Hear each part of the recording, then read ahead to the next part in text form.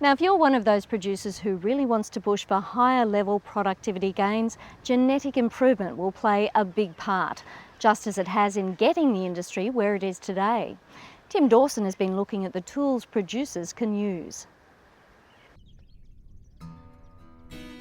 These lambs are the pick of the flock.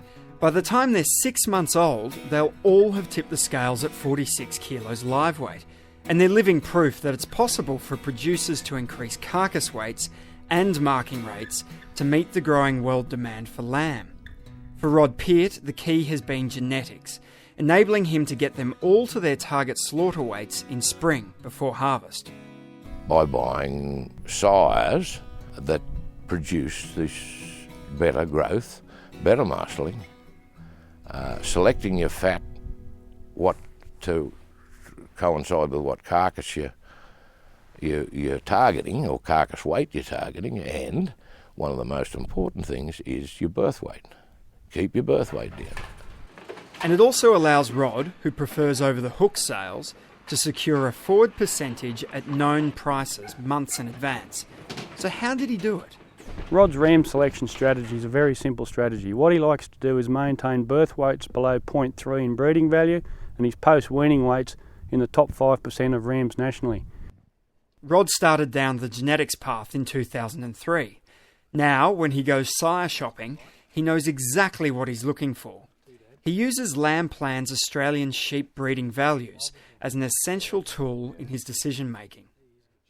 That's the advantage of Lamb Plan today, is producers can go out, as we've got with the rams behind me today, they can go out and they can select for early post-weaning weight, they can select for growth, they can select for muscling, they can select for leanness, and more importantly, they can now also optimise birth weight. One of the real advantages that we've seen with genetics over the last 5 years has been we've been able to add another half a kilogram of carcass weight. At the same time, we've been able to optimise birth weight and keep it under control, and that's got great advantages for making sure that every lamb counts in the Australian production system. We know exactly how much better Rod's flock performed because the details have been meticulously recorded as part of a recent trial. Rod converted his old shearing shed into trial headquarters. Here, the progeny were measured and weighed, and the results were quite an eye-opener, showing just how much difference there is between best and worst performers. He found that his high-growth side lambs were nearly 5.5 kilos heavier live weight at 16 weeks than a control group. For every extra kilogram in post-weaning weight breeding value in the size he purchased, it generated $1.20 per lamb. Simple method of calculating that is, if he bought a ram that was 5 kilograms higher in post-weaning weight, it generated approximately $6 in extra value per lamb. The potential of genetics to help us meet the world's growing demand for lamb is obvious, but could we meet an extra 300,000 tonnes? That would take our production to over 700,000 tonnes in total. At this stage, if we increase carcass weights up to 25 kilograms, if we get that extra 10% of reproduction rate, we'll go very close to hitting that 700,000 tonnes, and that's great news for the Australian lamb industry. While producing more and heavier lambs is a major focus at the moment, genetics offers far more versatility than that. The real advantage of genetic improvement lies in breeding better prime lamb mums, and in that sense we're doing a lot of work on making sure that we can drive optimum weaning weights, doing a lot of work on milk production, so maternal weaning weight, a lot of work on reproduction rate, so not only making sure lambs hit the ground but making sure they live, and the final thing is to start to put a bit of a focus on worm resistance, because that's the next frontier of Australian production systems, is to make sure that we can minimise that worm impact. It costs Australia around $320 million a year. And it's not just the quantity of lambs that genetics can improve. They can also enable us to produce better quality.